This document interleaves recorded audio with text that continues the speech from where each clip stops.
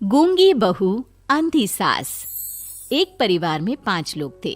ओम प्रकाश, उनकी पत्नी सुमित्रा, बहू भावना, बेटा राहुल और एक थी उनकी बेटी प्रियंका। वैसे तो ओम प्रकाश और सुमित्रा के घर में सब कुछ ठीक ठाक था, लेकिन सुमित्रा की एक आदत थी। घर में कुछ भी गलत या सही हो तो वो किसी से कुछ नहीं कहती, और भावना स्वभाव की इतनी सीधी सादी थी कि अगर कोई उसके साथ गलत भी करता तो भी वो उसे कुछ नहीं कह पाती। इसी के चलते प्रियंका और राहुल घर में मनमानी चलाते रहते, क्योंकि घर को संभालने वाली औरतें इस तरह से रहती थी जैसे वो गूंगी और अंधी हो।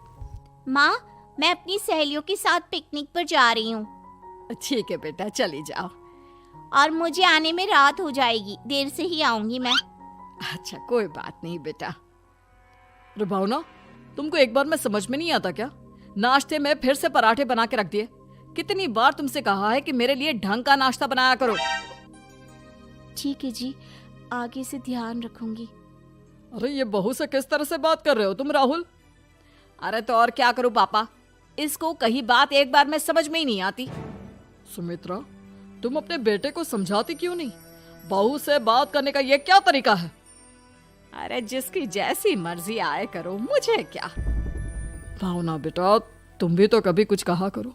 इस तरह क्यों सबकी बातें सुनती रहती हो? कोई बात नहीं पापा जी, सब ठीक है। रात को काफी देर तक प्रियंका घर नहीं आती, और जब वापस लौट कर आती है तो एक लड़की के साथ बाइक पर बैठकर। सुमित्रा और भावना दोनों ही प्रियंका को लड़की के साथ देख लेते हैं। आज तो जोर से डांट पड़ने वाली है, लेकिन मैं डर क्यों रही हूँ? माँ तो सब कुछ देखकर भी अंधी बनी रहती है।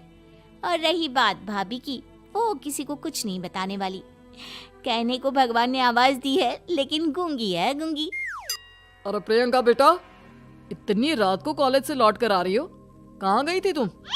पापा, वो सहेली के घर पर थी, पढ़ाई करने के लिए रुक गई थी। अच्छा, ठीक है, जाओ अपने कमरे में जाओ और सो जाओ। सुमित्रा ने अपनी बेटी को एक लड़की के साथ इतनी रात को आते देखकर भी उससे कुछ नहीं कहा, और भावना ने भी इस बारे में किसी से कोई बात नहीं की। कुछ दिनों के बाद मामा जी का फोन आया था। उन्होंने प्रियंका के लिए कोई रिश्ता ढूंढा है। लड़के वाले उसे देखने आ रहे हैं। अरे मुझे नहीं करनी शादी वादी, किसी लड़की को बुलाने की कोई जरूरत नहीं है। ये तुम क्या कर रही हो प्रियंका बेटा? तुम्हारी शादी की उम्र हो चली है और तुम्हारे मामा जी ने बहुत अच्छा रिश्ता बताया है। पापा, अब जिद क्यों कर रहे हैं? और आप क्यों मेरी मर्जी के खिलाफ शादी कराना चाहते हैं? अरे माँ, इसको समझाइए ना। आपकी बेटी, आप तो बस चुपचाप सब कुछ होते हुए भी देखती रहती हैं। अरे तो क्या कहूँ, और मेरे कहने से क्या हो जाएगा? वैसे भी गलत क्या हो रहा है, सब कुछ सही तो है। भावना बहू, देखो तो प्रियंका हमारी बात नहीं समझेगी, लेकिन वो तुम्हारी हम उम्र है। क्या पता तुम्हारे कहने से उसे कुछ समझ में आ जाए। नहीं पापा जी, मेरे कहने से कुछ नहीं होगा। मैं प्रियंका को कैसे समझा सकती हूँ? वो ननद है मेरी, कहीं मेरी किसी बात का बुरा मान गई तो? सुमित्रा और भावना में से कोई भी प्रियंका को कुछ नहीं समझाता। इस बात से राहुल और ओम प्रकाश जी दोनों ही परेशान हो जाते हैं। और फिर जब लड़का प्रियंका को देखने के लिए आता है, मुझे आपकी बेटी बहुत पसंद है, मैं उसके साथ शादी करने के लिए तैयार हूँ। देखो, मुझे तुमसे शादी नहीं करनी, और ये बात जितनी जल्दी समझ में आ जाए अच्छा रहेगा। अरे तो फिर आप लोगों ने मुझे यहाँ बुलाया ही क्यों?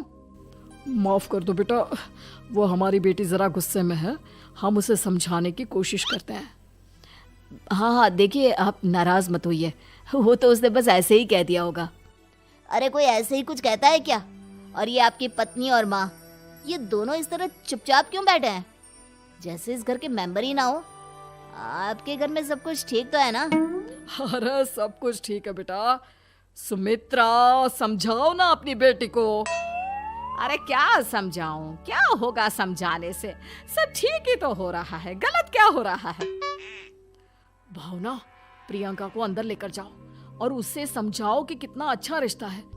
इतना अच्छा लड़का है, इस तरह से बिहेव ना करे। नहीं जी, मैं किसी से कुछ नहीं कह सकती जी। अरे अजीब परिवार है, मुझे तो यहाँ से निकलना पड़ेगा। इस तरह से तो आपकी बेटी की शादी किसी से नहीं हो सकती। जिसके घर की औरतें गूंगी और अंधी बनकर बैठ जाए, उस घर का कुछ नहीं हो सकता। ओम प्रकाश और राहुल सुमित्रा और भावना की हरकतों की वजह से बहुत परेशान हो जाते हैं। एक दिन वो दोनों आपस में बात करते हैं।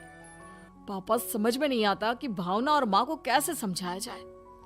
सही कहते हो बेटा, तुम और मैं काम के सिलसिले में सारा दिन घर के बाहर रहते हैं और घर की दोनों औरतें जिन्हें सारा घर संभालना चाहिए गूंगी और अंधी बनकर बैठी हैं। पापा आप ही बताइए इसका क्या उपाय है। मेरी तो कुछ समझ में नहीं आता बेटा, लेकिन हमें कुछ तो करना पड़ेगा क्योंकि इन सब की वजह से प्रियंका बहुत ज्यादा बिगड़ती जा रही है। तुमने देखा उसे किस तरह से बिहेव किया था। अरे लेकिन पापा हम करेंगे क्या? हमें एक नाटक करना होगा। कुछ दिनों के लिए हम भी गूंगे और बहरे बन जाते हैं, उसके बाद इन दोनों औरतों को अकल आएगी। हाँ पापा, शायद आपकी बात ठीक है। हम दोनों हर बार बात को संभाल लेते हैं और इसी वजह से माँ और भावना कुछ भी करने की कोशिश ही नहीं करते। और फिर अगले दिन, भावना, नाश्ते में क्या बनाया है? जी पराठे बनाए हैं। मेरे लिए पोहा बना दो। अच्छा जी ठीक है, अभी बना देती हूँ जी। बहू, नाश्ते में क्या बनाया है? पापा जी पराठे हैं और पोहे बन रहे हैं। अरे बहू, मुझे तो उपमा खाने का मन था, मेरे लिए उपमा बना दो। ठीक है पापा जी, अभी बना देती हूँ। भाभी जल्दी से जरा मेरा कॉलेज का टिफिन तो पैक कर देना। और सुनो, मुझे ना भिंडी की सब्जी खाने का मन है। सुमित्रा चुपचाप बैठी बैठी सब कुछ देख रही थी। उसने किसी से कुछ भी नहीं कहा और ये देखकर भावना को मन ही मन गुस्सा आ रहा था, लेकिन वो किसी से कुछ नहीं कह रही थी। उसे लग रहा था कि ओम प्रकाश जी जो हमेशा उसकी साइड लेते थे वो भी आज चुपचाप बैठे हुए थे। शाम के वक्त प्रियंका अपने बहुत सारे दोस्तों को लेकर घर आती है और उधर दूसरी तरफ से राहुल भी अपने ऑफिस के दोस्तों को लेकर घर आ जाता है। प्रियंका अपने कमरे में तेज म्यूजिक चलाकर डांस करती है और राहुल अपने दोस्तों के साथ बैठकर जोर जोर से हंस रहा था। प्रियंका और राहुल मिलकर पूरे घर को अस्त व्यस्त कर देते हैं, लेकिन भावना उनसे कोई शिकायत नहीं करती और सुमित्रा जी भी चुपचाप बैठी रहती है। लेकिन भावना और सुमित्रा के अंदर का गुस्सा धीरे धीरे बढ़ रहा था। फिर रात को ओम प्रकाश और राहुल एक दूसरे से बातें करते हैं। पापा, हमने इतना कुछ किया फिर भी भावना कुछ बोलती ही नहीं और माँ भी कुछ गलत करने से किसी को रोकती ही नहीं। तुम चिंता मत करो बेटा, इन दोनों के अंदर का गुस्सा भर रहा है और बहुत जल्दी बाहर आने वाला है। अगले दिन, अरे बहू, ये कपड़े धुले हैं या गंदे हैं? पापा जी कपड़े तो मैंने धोकर ही आपकी अलमारी में रखे थे। मुझे तो साफ नहीं लग रहे, एक बार और धो देना। प्रियंका, मैं सोच रहा था कि तुम्हें उस लड़के से शादी नहीं करनी है ना, मत करो। एक काम करो, वैसे भी क्या रखा है शादी वादी में, तुम्हें जो लड़का पसंद है उसके साथ जाकर कोर्ट मैरिज कर लो। इस बार ओम प्रकाश और राहुल की बात सुनकर भावना और सुमित्रा के अंदर का गुस्सा जाग उठता है। मैं किसी से कुछ कहती नहीं जी, इसका मतलब ये है कि आप लोग मुझे परेशान करते ही रहेंगे। कल 4 बार मुझसे नाश्ता बनवाया, आज पापा जी मुझसे धुले हुए कपड़ों को बार बार धुलवा रहे हैं। अरे मैं इंसान हूँ जी, कोई मशीन नहीं हूँ। तुम दोनों ने मिलकर इस घर की कैसी हालत बना दी है और अपनी बहन को भागकर शादी करने के लिए कह रहे हो। तुम भाई हो या दुश्मन? ओम प्रकाश और राहुल जोर जोर से हंसने लगते हैं। अरे इसमें हंसने की क्या बात है? हम लोग यहाँ इतने परेशान हो रहे हैं जी, तुम लोगों को ऐसी हरकत करने के बाद भी हंसी आ रही है। ये क्या कर रहे हैं जी आप दोनों? यही तो हम चाहते थे कि सुमित्रा तुम अंधी होकर ना बैठी रहो। घर में कुछ भी गलत हो तो उसे रोकने की कोशिश करो। और भावना, तुम अपने साथ हो रहे गलत व्यवहार पर भी कभी मुंह नहीं खोलती। ये सही बात नहीं है। मैं चाहता था कि तुम्हारी भी जुबान खुले, तुम गलत बात का विरोध करो।